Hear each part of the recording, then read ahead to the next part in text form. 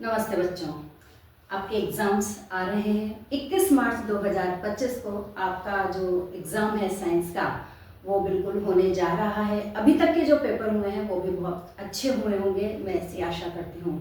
तो विज्ञान के वैसे हमने बहुत सारे वीडियोस बनाए हैं, इम्पोर्टेंट क्वेश्चंस के भी वीडियोस बनाए हैं, पर एक क्विक रिवीजन के रूप में मैं ये क्लास जो है वो आपके सामने लेकर आई हूँ। तो आज जिस लेसन का हम क्विक रिवीजन कर रहे हैं वो लेसन है हम पाठ 13 हमारा पर्यावरण, और इसमें से 5 नंबर के जो प्रश्न हैं वो आपसे पूछे जाते हैं। तो मेरी आपसे ये रिक्वेस्ट रहेगी कि आप अपनी बुक को, कॉपी को और पेन साथ में लेकर के बैठें, ताकि कोई प्रश्न रिवीजन आपने वैसे अपने हिसाब से कर लिया होगा, पर कोई प्रश्न यदि रह जाता है आपको समझने से तो आप उसे तुरंत लिख लें। मैं फटाफट क्विक रिवीजन, ज़्यादा टाइम हम इसमें नहीं लगाएंगे ताकि आपका जो रिवीजन है वो जल्दी जल्दी से हो सके। तो आइए शुरू करते हैं। अपनी बुक का लेसन 13 जो है पाठ 13 हमारा पर्यावरण, उसे आप खोल लीजिए और उस बुक के अनुसार ही हम जल्दी रिवीजन करते हुए चलते हैं।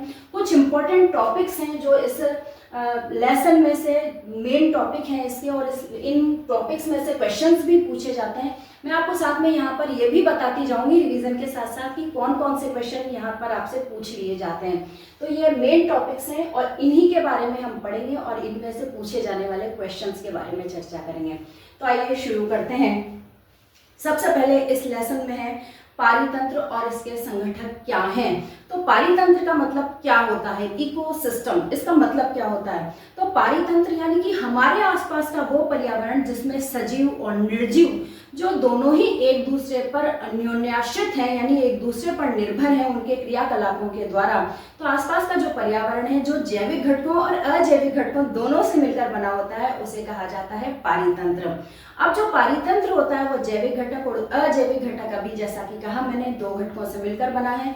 जैविक घटकों में सारे के सारे जो पौधे होते हैं यानी कि उत्पादक, और जो उपभोक्ता होते हैं यानी कि पौधों को खाने वाले डायरेक्ट और इनडायरेक्ट रूप से, तो उपभोक्ता में वो आ जाते हैं। और अजैविक घटकों की यदि हम बात करें तो मिट्टी है, वायु है, प्रकाश है, ये जो सारी चीजें हैं जो हमें प्रभावित करती हैं वो आ जाती हैं अजैविक घटकों में या भौतिक कारकों के रूप में। तो आपसे 4 ऑप्शन दे करके वस्तुनिष्ठ प्रश्न में ये पूछ लिया जाता है कि अजैविक घटक का उदाहरण है।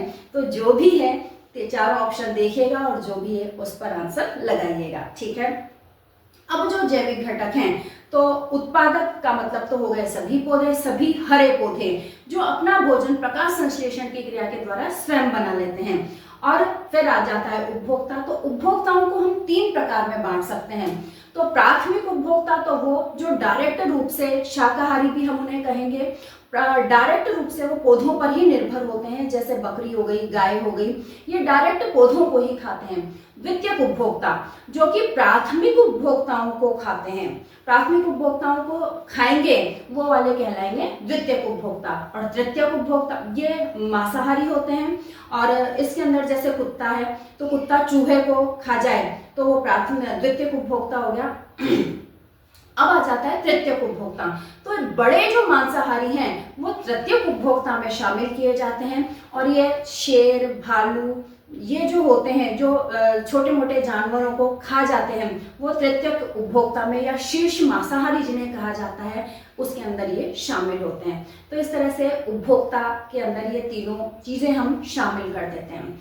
अब आ जाता है आपके अपमार्जक, और अपमार्जकों से संबंधित ये क्वेश्चन आपके एग्जाम में पूछा जाता है कि अपमार्जकों को स्वच्छता कर्मी क्यों कहा जाता है, या अपमार्जक क्या काम करते हैं पर्यावरण में, पारितंत्र में क्या भूमिका रहती है उनकी। इन दोनों का जो प्रश्न, जिनकी लैंग्वेज अलग अलग होगी लेकिन आंसर इनका सेम ही होगा। क्या होगा आंसर, देखते हैं कि जो अपमार्जक होते हैं वो छोटे छोटे जीवाणु होते हैं जो प्रकृति में, मिट्टी में, सभी जगह पर पाए जा रहे हैं। तो ये अपमार्जक जैविक पदार्थों का अपघटन करके, जैविक पदार्थों के को तोड़ करके और ये वापस से उन्हें मिट्टी में पहुंचाने का काम करते हैं। यानी जैविक पदार्थों का जो शरीर है वो प्रोटीन, कार्बोहाइड्रेट, विटामिन, वसा इन सब से मिलकर बना हुआ होता है। ये अपमार्जक उनको तोड़ते हैं और तोड़ करके वापस से जो सरल अकार्बनिक पदार्थ होते हैं, नाइट्रोजन, कार्बन, ऑक्सीजन, इनके रूप में वापस से इनका अपघटन करके इन अकार्बनिक पदार्थों के रूप में ये वापस से मिट्टी में पहुंचा देते हैं। अर्थात एक काम हम इनका कहें तो कह सकते हैं कि ये चक्रीकरण का कार्य, पदार्थों के चक्रीकरण का कार्य करते हैं। और दूसरा कार्य जो हो गया है कि जो जैविक पदार्थ थे उनका अपघटन हो गया है, यानी कि उनकी सफाई हो गई है। स्वच्छता कर्मी के रूप में पर्यावरण को इन्होंने साफ कर दिया है, इसलिए इन्हें पर्यावरण का स्वच्छता कर्मी भी कहा जाता है। तो आपने देखा होगा कि बड़े से बड़ा जानवर कहीं मर जाता है तो वो कुछ ही दिनों में नष्ट हो जाता है, यानी खत्म हो जाता है, उसका अपघटन इन जीवाणुओं द्वारा कर दिया जाता है और केवल उसका जो हड्डियों का ढांचा है वो बचा रह जाता है। यानी एक तरह से उस जो जानवर मर गया था उसकी स्वच्छता जो है इन जीवाणुओं के माध्यम से हो जाती है। तो इस तरह से स्वच्छता कर्मी का और पदार्थों के चक्रीकरण का कार्य दोनों ही अपमार्जकों द्वारा किए जाते हैं। नेक्स्ट आ जाता है आहार श्रृंखला एवं आहार जाल। आहार श्रृंखला का क्या मतलब हो गया कि उत्पादक जो कि प्रकाश संश्लेषण के द्वारा अपनी ऊर्जा बना रहे हैं तो वो तो है ही सही। एक बात बच्चों यहाँ पर ध्यान रखनी है कि सूर्य से जो ऊर्जा पौधों को मिल रही है उसका केवल 1% भाग ही ये रासायनिक ऊर्जा के रूप में चेंज कर पाते हैं। 2 क्वेश्चंस यहाँ पर बनते हैं कि सूर्य की कितनी प्रतिशत ऊर्जा को ये रासायनिक ऊर्जा में परिवर्तित कर पाते हैं उत्पादक। तो इसका आंसर होगा कि सूर्य की केवल 1% ऊर्जा को ही ये रासायनिक ऊर्जा के रूप में चेंज कर पाते हैं। अब जो 1% ऊर्जा इन्होंने चेंज की है वो आगे आगे आगे स्थानांतरित होती जाएगी, लेकिन जो अब उसका जो स्थानांतरण होगा वो 10% के नियम के अनुसार होगा। 10% का नियम मैंने यहाँ पर लिखा भी है, देखिए। तो 10% का नियम क्या होता है कि भाई उत्पादकों को प्राथमिक उपभोक्ता खा रहे हैं, प्राथमिक उपभोक्ताओं को द्वितीयक उपभोक्ता खा रहे हैं और द्वितीयक उपभोक्ताओं को तृतीयक उपभोक्ता खा रहे हैं। यानी एक जो पोषी स्तर है वो यहाँ पर बन गया है। तो पोषी स्तर में एक के बाद एक जो कड़ी चल रही है उसमें केवल 10% ऊर्जा ही जो है वो आगे की तरफ बढ़ती है। जैसे कि मैं आपको एक उदाहरण दूं कि सूर्य से 1000 जूल ऊर्जा जो है रासायनिक ऊर्जा के रूप में पौधों ने परिवर्तित की। यानी सूर्य से 1000 जूल जो है ये पौधों ने करी। अब पौधों से कहां पर जाएगी? ये प्राथमिक उपभोक्ताओं में जाएगी। तो प्राथमिक उपभोक्ताओं में जाएगी तो 1000 का 10% क्या हो गया? 100 हो गया। तो 100 जूल ऊर्जा जो है वो पौधों से प्राथमिक उपभोक्ताओं में जा रही है और 100 जूल ऊर्जा से अब कितना हो जाएगा 10% इसका? 100 जूल का हो जाएगा 10 जूल, ये जाएगी द्वितीयक उपभोक्ताओं में, द्वितीयक, ठीक है। और फिर 10 जूल का भी जो 10% हो जाएगा यानी 0.1, ये 0.1 जूल जाएगा तृतीयक उपभोक्ताओं में। इस प्रकार से ये जो 10% का नियम है ये हमें बताता है कि प्रत्येक पोषी स्तर में अगले पोषी स्तर तक केवल 10% ऊर्जा का ही प्रभाव होता है। तो 10% का जो नियम है वो आपसे एग्जाम में अल्टरनेट रूप से पूछा ही जाता है, इसलिए इस 10% के नियम को आप बहुत अच्छे से याद कर लें। आते हैं अपन ने छोड़ा कहाँ था? हमने छोड़ा था खाद्य जाल और खाद्य श्रृंखला पर, आहार जाल या आहार श्रृंखला पर। तो आहार श्रृंखला क्या होती है कि पर्यावरण में एक जीव जो है वो दूसरे जीव को खा रहा है, दूसरा तीसरे जीव को खा रहा है। तो यदि एक सीधी श्रृंखला के रूप में देखा जाए नॉर्मली रूप से, जैसे कि घास है, घास को टिड्डा खा रहा है, टिड्डे को मेंढक खा रहा है, मेंढक को सांप खा रहा है, तो इस तरह से ये एक सीधी श्रृंखला चल रही है जैसा कि आपकी बुक में चित्र में दिया हुआ है। तो इस सीधी श्रृंखला को कहेंगे खाद्य श्रृंखला, यानी कि एक चेन कि कौन किसको खा रहा है। अब आ जाता है खाद्य जाल या आहार जाल। तो पर्यावरण में इतने सारे जीव जंतु हैं बच्चों कि जरूरी नहीं है कि इसको यही प्राणी खाए, मेंढक को कोई और भी तो खा सकता है। तो एक जो जाल होता है, यानी कि एक जो प्राणी है, एक स्पेसिफिक जो प्राणी है, वो कई प्राणियों के द्वारा खाया जा सकता है और उसे भी, वो भी कई प्राणियों को खा सकता है। एक जाल के रूप में हमेशा ये श्रृंखला नहीं चलती, बहुत सारी जो श्रृंखलाएं होती है वो एक दूसरे से गुथी हुई होती हैं। तो एक दूसरे से जो गुथा हुआ जो रूप है खाद्य श्रृंखलाओं का, वो कहलाता है खाद्य जाल। और खाद्य जाल जो होता है वो बहुत ही पर्यावरण में एक दूसरे पर अंतर्निहित होता है। नेक्स्ट आ जाते हैं हम जैव आवर्धन। तो जिस तरह से 10% का नियम आपसे मैंने कहा कि अल्टरनेट रूप से पूछा जाता है, उसी प्रकार से जैव आवर्धन और 10% का नियम, ये दो क्वेश्चन हैं जो आपसे अल्टरनेट रूप से पूछे जाते हैं। तो ये दोनों ही क्वेश्चन आपको बहुत अच्छे से याद होने चाहिए। तो जैव आवर्धन का मतलब क्या है? जैव आवर्धन का मतलब होता है कि हम पौधों में लगातार फसल उगाने के लिए कभी पीड़कनाशी डाल रहे हैं, कभी उर्वरक डाल रहे हैं, कभी कोई कीटनाशी डाल रहे हैं, खरपतवार नाशी डाल रहे हैं। तो ये जो सारी चीजें होती हैं वो सब मिट्टी में और पौधों में, मिट्टी में हम पानी डालेंगे, पानी में ये घुल जाएंगी और घुल करके ये पौधों में पहुंच जाएंगी। लास्ट रूप से ये फलों में, बीजों में, इन सब्जियों में, इन सभी में संग्रहित हो जाएंगे। और इन फल सब्जियों को खा कौन रहे हैं? मनुष्य खा रहे हैं, अन्य जीव जंतु खा रहे हैं। तो इन सभी जीव जंतुओं में ये जो पीड़कनाशी है और ये जो अजैविक घटक है, वो सब हानिकारक अजैविक घटक, हानिकारक रसायन जो है वो इकट्ठे होते जाते हैं। और इनका, क्योंकि हम लगातार खाना खा रहे हैं, तो इनका जो संग्रह है, इनकी जो मात्रा है वो लगातार हमारे अंदर बढ़ती जा रही है।